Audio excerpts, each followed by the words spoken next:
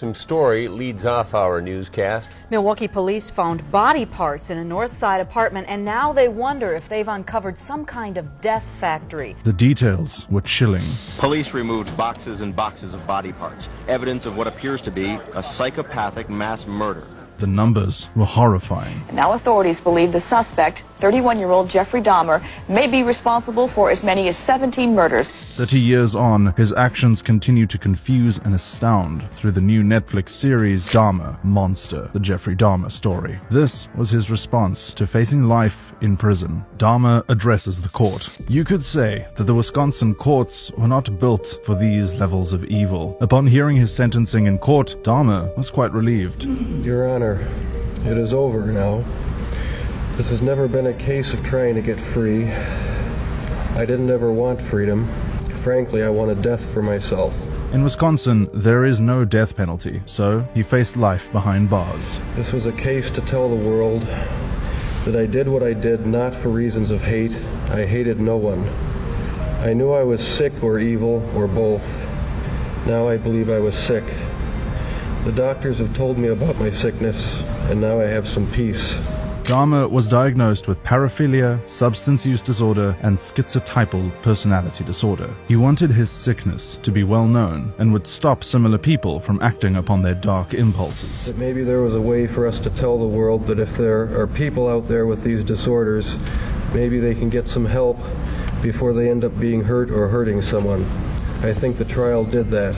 Despite pleading insanity, the court ruled that Dahmer was sane during his killings. Forensic psychiatrist Dr. Park Dietz focused on one specific thing that proved Dahmer's sanity: alcohol. But another reason he would drink. I know how much harm I have caused. I tried to do the best I could after the arrest to make amends, but no matter what I did, I could not undo the terrible harm I have caused. The only consolation the victims have now is that Dahmer showed some remorse for his actions. Dahmer now starts talking money. His unspeakable actions made national news, so Dahmer was actually set to make some cash from his horrifying actions. If there is ever any money, I want it to go to the victims' families. And this turned out to be a bizarre form of compensation. Today, it's the sale of serial killer Jeffrey Dahmer's deadly possessions that has some people scrambling and others screaming. Up for bids, a hatchet, saws, the refrigerator where Jeffrey Dahmer kept body parts, and other macabre memorabilia. As well as the victims' families, there were other people Dahmer wanted to apologize to. The judge in my earlier case tried to help me, and I refused his help, and he got hurt by what I did.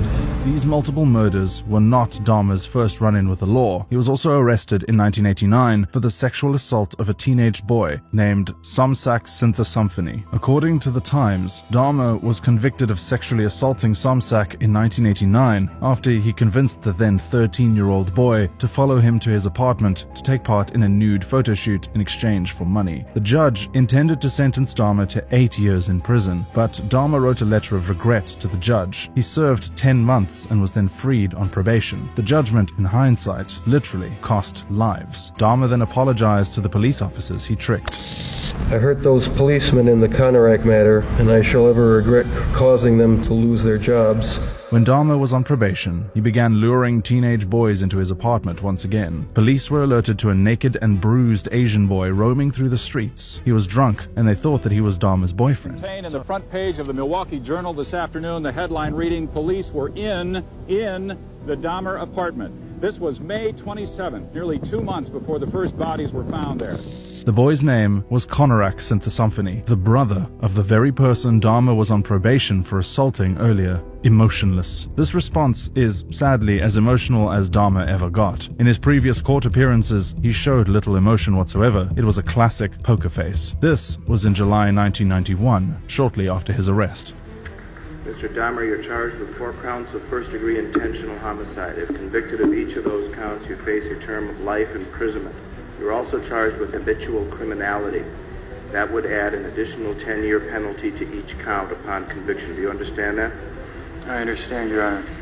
A few months later, when more victims were found and charged against him, he still retained his expressionless face. The media was perplexed. voices of the victims. It was at the final trial, however, that the victims finally got to look Dahmer in the eye and tell him how they felt.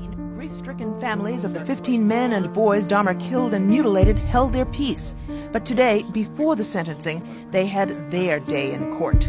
Did you ever stop to think that this is someone's brother, nephew, uncle, cousin, grandson, or just someone's friend? These speeches were incredibly powerful.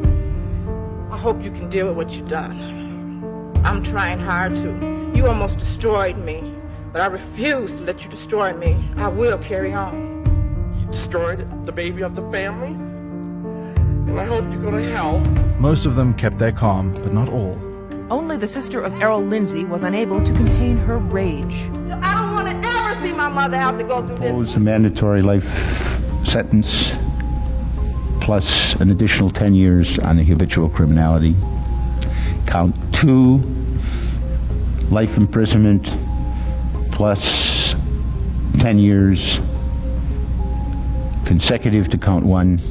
And it goes on. Essentially, Dahmer was sentenced to 957 years behind bars, meaning he'd be a free man by the year 2949. The judge could not help but comment on how horrifying the case had been for him too. Nobody gets to ask the judge how you feel about horror movies, because I'll tell you what I do. I turn them off. That's one of the powers that you have when you control the television set. Then he said something highly profound, that this horrible tragedy could not be fixed. What was done was done.